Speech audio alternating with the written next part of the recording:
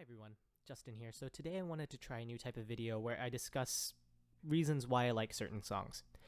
Perhaps I could make this video into a series, and let me know if you want that, but for now, this is just going to be a standalone video. Anyway, today's topic is the song Missing You by the K-pop group BTOB. I've been meaning to make a video on this song for a while now because this is pretty much my favorite song, but I have no one to talk to about this with, because none of my friends are really into my favorite K-pop group, so I decided to make a video because I really felt like this needed to be expressed. Once again, I'm a bit biased since BTOB is my favorite K-pop group, but there's more reason to why I like this song and why I think this song in particular is a masterpiece. So without further ado, let's begin.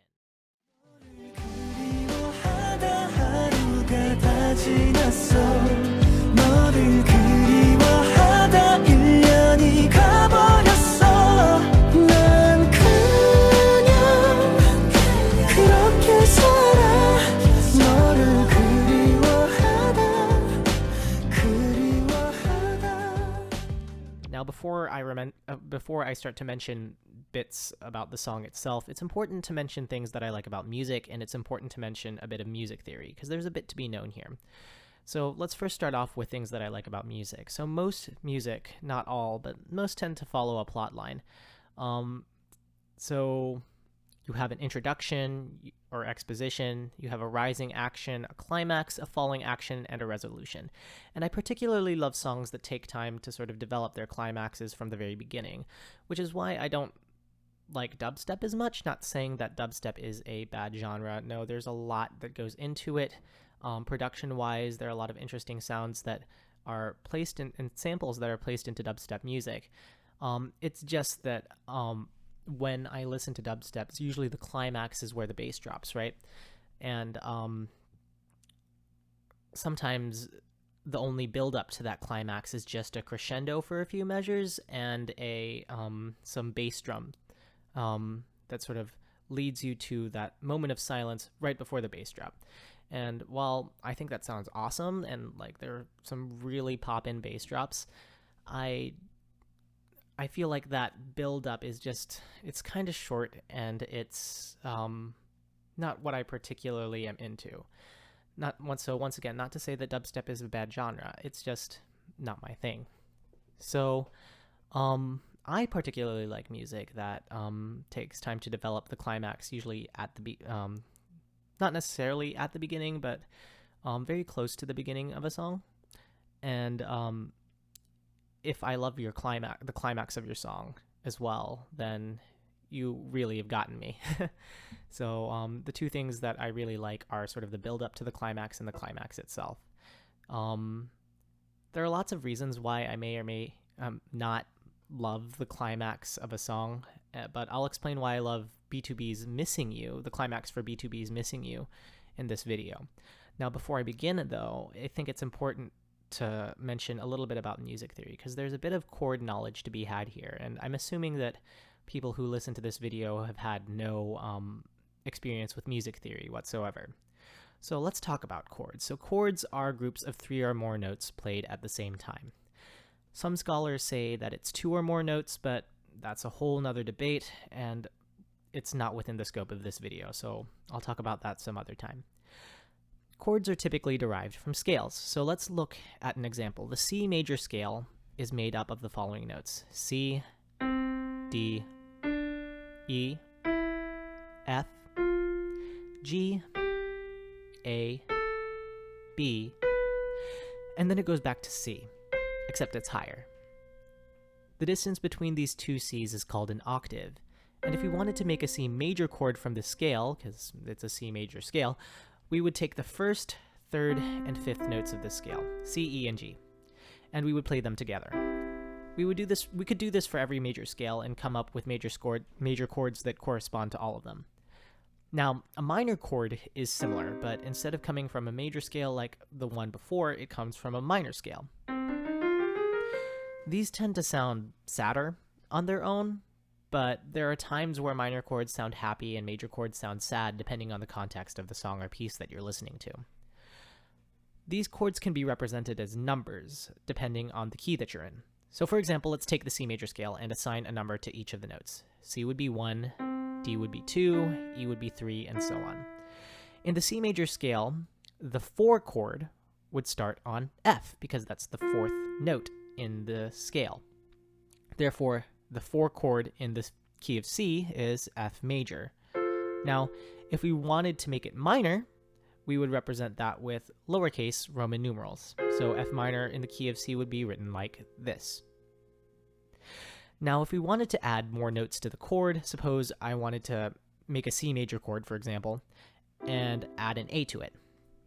We would denote that with an Arabic numeral that corresponds to the note. For example, the C major chord with A added would be a C major 6 chord, or in the Roman numeral notation here, it would be a 1/6 chord, assuming that our one note, or our note that is considered number 1, is C. Now, the only exception to this sort of Arabic numeral rule is the 7 chord. So a C7 would actually have, you would think if we're using this rule system, that C7 would be a C chord with a B at the top. But really C7 is short for what we call C dominant 7, and in this case we actually flat the 7th note, and it becomes the C chord with a B flat on top. For the chord that has C, E, G, and B, we would call that C major 7, and that major is important because C7 implies the B flat, whereas C major 7 implies the B instead, the B natural. So there's a lot more to be learned about chords, but that would take many videos, so I'll stop there. However, if you want to know more, there are lots of theory books out there and that you could learn from, and lots of videos. So I don't have time to talk about all of that, so you can search that up on your own. One thing I do want to add before I get to talking about the actual song, though, is that when I talk about these chords, I'm simplifying them very much because, once again, I'm assuming that the people watching this video don't have any form of music theory training. So there are certain chords that I may mention that aren't actually the chords that are played in the song, but they're very close. And I do that because I want to keep things a bit more simple and didactic for those who haven't had any music theory training. So with that said, let's begin talking about BTOB's Missing You. So I could start off with the introduction and all of the tension and release that occurs in the rising action of this song, and I could also discuss how the tension and release helps develop the build-up to the chorus, but I really don't have time for that, so I'll just talk about the biggest reason why I love this song, and it's because I love the climax and the build-up to the climax. So let's listen to how this song does its final build up to its climax. Now, before I begin, I would recommend listening to the whole song first, because I think listening to this climax without the context of the rest of the song makes the climax less interesting. So if you don't mind, please take a moment to pause here and listen to the song Missing You by BTOB. Have you listened to it yet? Well, I hope you have, because here's the climax.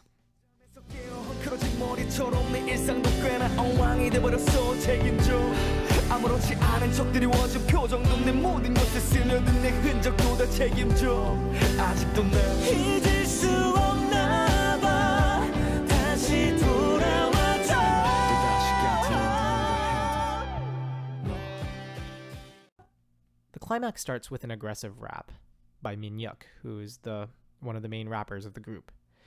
Rhythmically, this section is made up of mostly 8th and 16th notes, not sort of longer quarter and half notes. So when I say that, so suppose we have a beat that goes like this. 8th notes would go dot dot dot dot dot dot dot dot, and 16th notes would go da da da da da da da da da da da da da da. Right? Whereas quarter notes are a longer length, right? Quarter and half notes have longer length. So quarter notes go dot, dot, dot, dot, and half notes would be da, da, right? So in this section, rhythmically, the section is made up of mostly 8th and 16th notes and not longer quarter or half notes.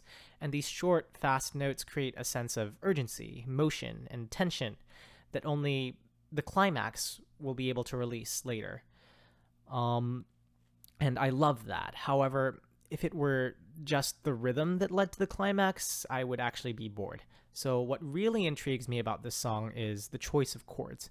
And while these chords may be simple comparatively, say, to classical or jazz music, I don't hear them in a lot of K-pop music. Granted, these chords are more often used in ballads rather than the actual K-pop, but I usually never hear them used this way, so I want to talk about it.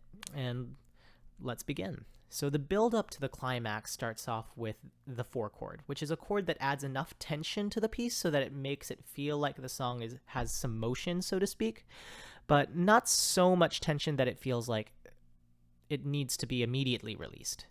So, for example, if they'd moved to the 5 chord instead, there would have been a lot of tension, and that tension would need to be released by going to a less tense chord, like the 1 chord. And that wouldn't have sounded as nice. In fact, the 5 chord tends to have the most tension because by playing it, it always sounds like it wants to go back to the 1 chord. So, for example, if I play this, it sounds like it wants to go back to this. The 5 chord creates so much tension that it feels like it needs to go back to a 1 chord. And this property of the 5 chord makes it better for, say, the falling action or resolution of a song, since it's a way to bring us back to the quote-unquote root chord or tonic chord, essentially the 1 chord. However, BTOB, specifically the member Hyunshik who wrote this song, chose the 4 chord instead, which is right below the 5 chord. And this chord is tense enough so that it creates sort of musical movement, but it's not like the 5 chord, which is so tense that it feels like it needs to return back to that 1 chord. And so the 4 chord is just tense enough that it creates motion without having to immediately release that energy, essentially. And this creates a sense of constant movement within the song, and that makes it an excellent choice for something that's building to the climax, right? Because you want to be able to move towards that climax. And so after this first chord, Hyunshik writes a chord change that is really dear to me, and honestly, it's super common, but I am a sucker for this chord change. So he changes this 4 major chord, right, to a 4 minor chord. And I love hearing this specific chord change in music because it creates a sense of longing and sentimentality whenever I hear it. So in fact, like, many sentimental ballads use it, and even the classical composer Sergei Rachmaninoff, who is my favorite classical composer, by the way, uses this in the second movement of his second piano concerto. Here's the little clip.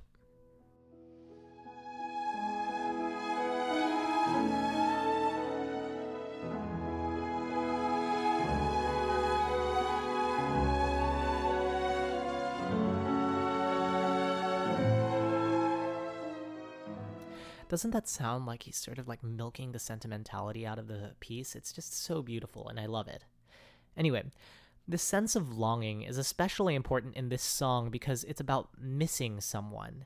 And so by using the 4 minor chord, right, Hyunshik doesn't just make this music more interesting, he makes it more meaningful. Anyway, after this, the 4 minor chord resolves to the 1 chord, which seems like a waste since all that tension was released, since we moved back immediately to sort of like the home base chord, this 1 chord, right? But we don't stay at this 1 chord for long, like no more than like 2 beats. And that's because the bass sort of immediately descends down from G to F sharp, then to E, then to D, right?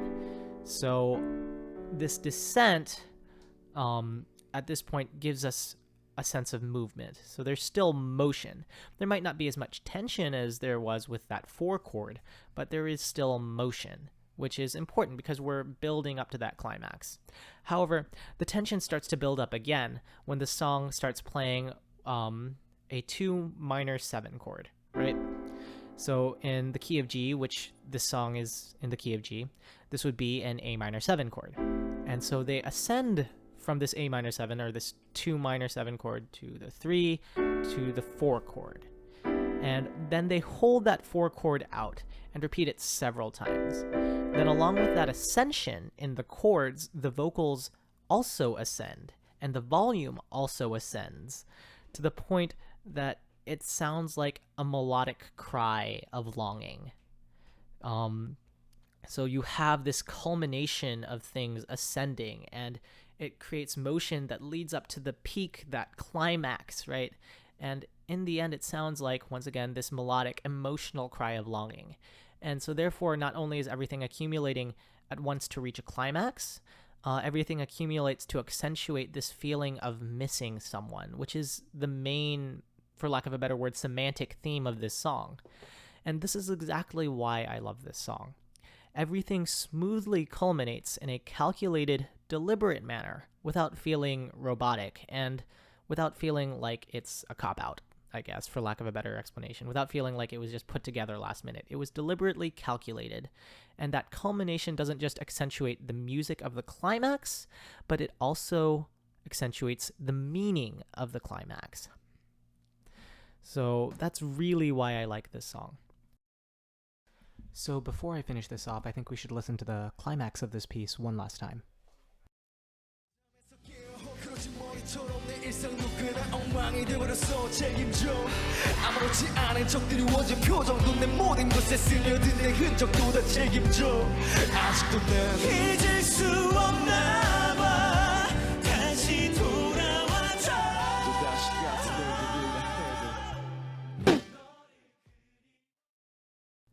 Now, after this climax, there is sort of like a chant section that involves just singing, no background music, and there's no harmony either. They all sing in unison. They're singing the same note, that is, though they may be an octave apart. Note that when I say that they lack harmony, I don't mean that they don't sound good. I just mean that they're not singing notes that differ from the melody or the main musical line of the song. Anyway, the lack of background music also creates this sense of tension, since it feels like something should be there to accompany the notes, or accompany the voices, that is. And it also creates this sense of togetherness, since it's an opportunity for the fans' voices to be heard as they sing along. Since the music dies out, these fans' voices can be heard as they sing along with the band. And that's kind of beautiful to me. Anyway, after the chant is over, a key change and a high note is heard in the background. So this creates more motion. There's always more motion and more sort of like tension created whenever you change the key upward, and which is what Hyunsik does here in this song. This could be considered a second climax, especially with that high note in the background, but since this is just a repeat of the chorus, I consider it more of a falling action. And in musical terms, this would be called the recapitulation, since the chorus is being repeated with only minor variations. So, like a concluding paragraph in an essay, this recapitulation brings everything back together and wraps up the song quite nicely, actually. So finally, they end up with just a piano and the sole voice of Changsub, one of the main vocalists of the group. And since it's just piano and voice, it creates a sense of sort of intimacy. Rather than being in a room with a full orchestra, for example, you're in a room with just Changsub and the piano. And so that makes it sound more intimate, sound more close. And this is a beautiful way to end the piece, because that feeling of being alone sort of contributes to the feeling of missing someone.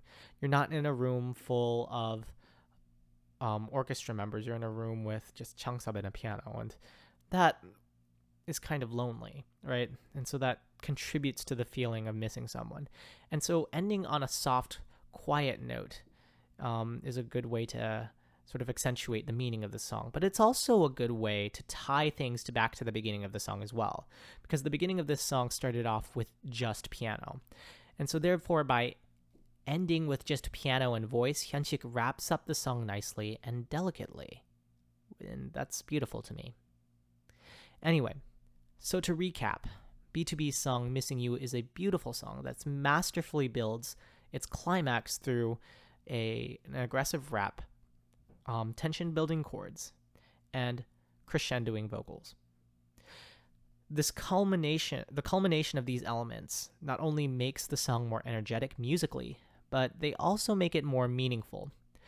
These elements were well thought out by the composer, and by putting them together, Hyunshik creates one of the most beautiful climaxes in any K-pop song. Therefore, BTOB's Missing You is a masterpiece among the plethora of K-pop songs available. Alright, so I hope you enjoyed that video. Let me know if you want to see more videos like this in the future. And this one took me a long time to write, and it was my first time doing something like this. So I would very much appreciate it if you guys would give it a like and share it with your Koreaboo friends. Anyway, thanks for listening, everyone, and I will see you next time. Bye. Bye. Bye. Bye. Bye.